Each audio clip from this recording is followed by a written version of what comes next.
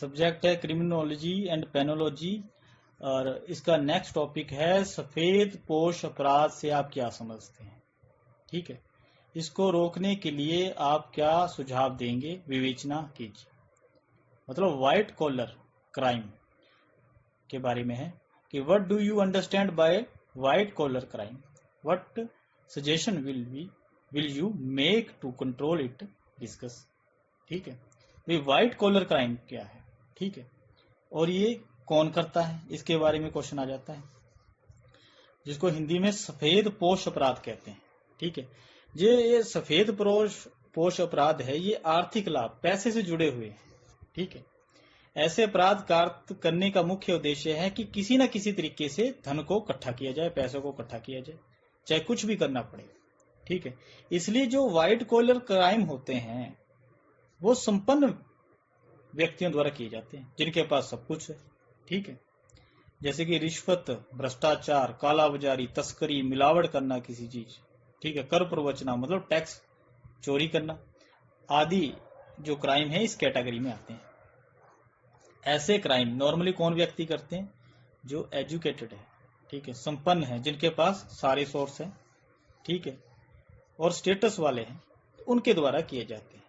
ठीक है, तो इसको क्या बोलते हैं, व्हाइट कॉलर क्राइम। वाल्टर सी रेकलेस ने इसकी डेफिनेशन दी है, भी सफेद पोश अपराध से ऐसे व्यवसायियों के अपराधों का प्रतिनिधित्व करते हैं जो व्यवसाय के नीति एवं कार्यक्रम निर्धारित करते हैं। ठीक है, कहने का मतलब जो डेफिनेशन का निचोड़ क्या है, भी सफेद पोश अपराध सामान्यतः उच्च वर्ग के स्टेटस वाले लोगों द्वारा किया जाता है। ठीक है, ये किस दौरान, व्यवसायी जो उनके बिजनेस की प्रवृत्तियां हैं उनके दौरान किया जाता है, गतिविधियों के दौरान। ठीक है, इनमें किसी न किसी लॉ को ब्रीच किया जाता है, उसको तोड़ा जाता है। इनका उद्देश्य क्या है, लालच, किसी भी तरीके से धन इकट्ठा करना। क्लियर। अब सफेद पोश अपराध के कारण क्या है, मतलब ऐसे पढ़े लिखे लोग, स्टेटस वाले लोग और सारे साधनों से संपन्न लोग हैं, ये व्हाइट कॉलर क्राइम करते क्यों हैं, इसके कारण क्या है। पहला तो है स्वार्थ की प्रवृत्ति, मतलब स्वार्थ होता है वे किसी तरीके से धन इकट्ठा करना। ठीक है, इस कारण वो तस्करी, मिलावट, टैक्स चोरी, रिश्वत, कालाबाजारी, जमाखोरी, ठीक है, उसका सहारा लेते हैं। वे किसी तरीके से ज्यादा लाभ कमाया जाए, चाहे कुछ भी करना पड़े।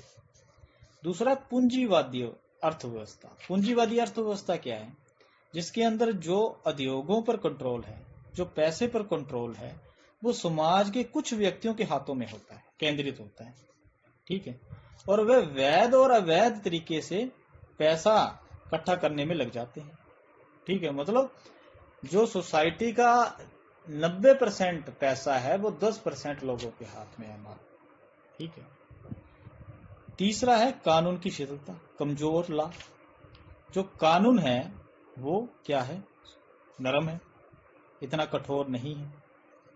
ठीक है, इसलिए वो बच जाते हैं, जुर्माना बहुत कम होता है, चुंगल में फंस जाते हैं लेकिन वो बच जाते हैं। चौथा है इसमें समुचित दंड का अभाव, मतलब जो पनिशमेंट है वो क्या है, वो पूरी नहीं। इसके अंदर क्या है, ज्यादातर जुर्माना दिया जाता है। ठीक है, और थोड़ा वो जुर्माना होता है और वो दे के छूट जाते हैं, तो उनके मन में वो क्या है, जो डर है लॉ का वो खत्म होने लगता है। ठीक है, और अनेक मामलों में तो जो अपराधी है वो भर्सना या प्रोबेशन का लाभ लेकर छूट जाते हैं। उससे नेक्स्ट है जनसाधारण की अपेक्षावृत्ति, मतलब जो पब्लिक है वो जागरूक नहीं है, ना तो उनकी कोई कंप्लेंट करता है, ना ही कंप्लेंट करने में कोई रुचि है। ठीक है, तो इसके परिणाम क्या होता है कि उनका साहस और बढ़ जाता है और वो क्राइम करते हैं। विधिक चेतना, विधिक चेतना मतलब लोगों की जो अवेयरनेस है वो आम जनता में नहीं है, कम है। ठीक है, मतलब अगर किसी व्यक्ति की कोई ड्यूटीज है, मान लो भी कोई बंदा ऐसा काम कर रहा है तो उसकी क्या है, एफआईआर दर्ज कराए, लेकिन उसको पता ही नहीं, तो ये लॉ की अवेयरनेस की कमी होने के कारण भी वो क्राइम करते हैं। उसके बाद गोपनीयता, सीक्रेट, मतलब ये जो सफेदपोश क्राइम होते हैं ये सीक्रेट नेचर के होते हैं, जैसे तस्करी, कोई मिलावट करना, काला बाजारी, आम जनता को इनका पता ही नहीं चलता। उससे नेक्स्ट है राजनीतिक संरक्षण, मतलब पॉलिटिकल संरक्षण जिसको बोलते हैं।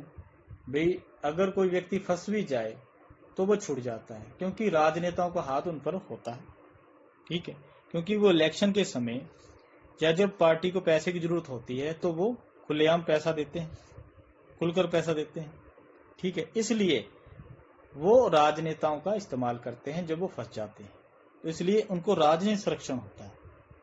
उससे नेक्स्ट है पक्षपात पूर्ण आचरण व नीति, मतलब पक्षपात पूर्ण आचरण क्या है कि जो विधायिका है, जो संसद है, वो ऐसा कोई कठोर लाभ नहीं बना रही जैसे जिस कारण ऐसे व्यक्तियों को पकड़ा जाए, ठीक है, जिसके द्वारा ऐसे व्यक्तियों को पकड़ा जाए, शिकंजा कसा जाए उन पर, ठीक है, ना ही कार्यपालिका एग्जीक्यूटिव उसको लागू करती है, ठीक है, और न्यायपालिका भी कहीं कहीं मतलब पक्षपात नीति के अंतर्गत आ जाती है, ठीक है, क्योंकि ऐसे लोग स्टेटस वाले होते हैं, ठीक है।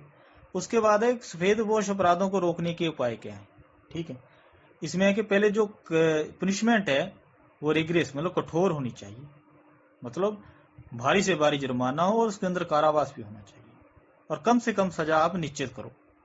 दूसरा है डेफिनेशन क्लियर होनी चाहिए, भाई कौन सा क्राइम सफेद व्हाइट कॉलर क्राइम है, कौन से एक्ट आपके उसके अंदर आते हैं। तीसरा है स्पीडी ट्रायल, मतलब अगर मान लो भी केस कोर्ट में चला गया तो वो पैसा दे देकर और बढ़िया बढ़िया वकील अपॉइंट करके तो वो डिले होता जाता है और वो कई कई साल केस चलता रहता है, चाहे काला बाजारी में पकड़ा गया बंदा लेकिन सजा नहीं मिली उसको, काफी टाइम से केस चल रहा है। इसलिए स्पीडली ट्रायल होना चाहिए, उनके केसेस को जल्दी से जल्दी निपटाना चाहिए, ये व्यवस्था होनी चाहिए। उसके बाद है अर्थदंड, अर्थदंड में जुर्माना भारी होना चाहिए, इतना हो कि दोबारा वो करने का साहस ना करे। पांचवा जन चेतना, मतलब पब्लिक अवेयरनेस होनी चाहिए, भी आपकी क्या ड्यूटीज है, आप क्या कर सकते हो, ऐसे अपराधों के विरुद्ध आपको क्या राइट है, तो इसके बारे में पब्लिक अगर अवेयर होगी तो ऐसे व्यक्ति क्राइम नहीं कर पाएंगे।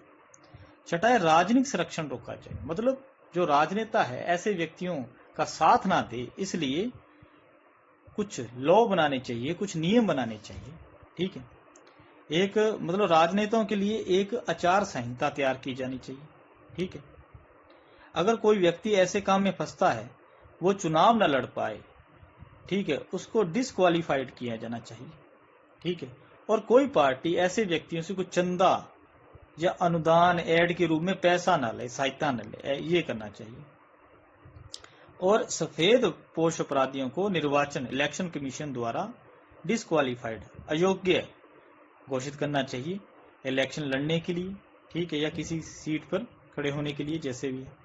तो ये जो है ये आपका टॉपिक यहाँ पूरा होता है कि व्हाइट कॉलर क्राइम कौन करता है, ये कैसे क्राइम होते हैं, ठीक है, इनके कारण क्या है और इनको कैसे रोका जा सकता है। मोटे तौर पर जो व्हाइट कॉलर क्राइम ऐसे संपन्न और एजुकेटेड लोगों द्वारा किए जाते हैं, ठीक है, और उनके पास जो साधन होते हैं वो भी भरपूर मात्रा में होते हैं, ठीक है, मतलब पैसा सब कुछ होता है उनके पास, लेकिन फिर भी वो अपने मतलब लालचपन के लिए, मतलब किसी भी न किसी तरीके से धन कमाने के लिए, ये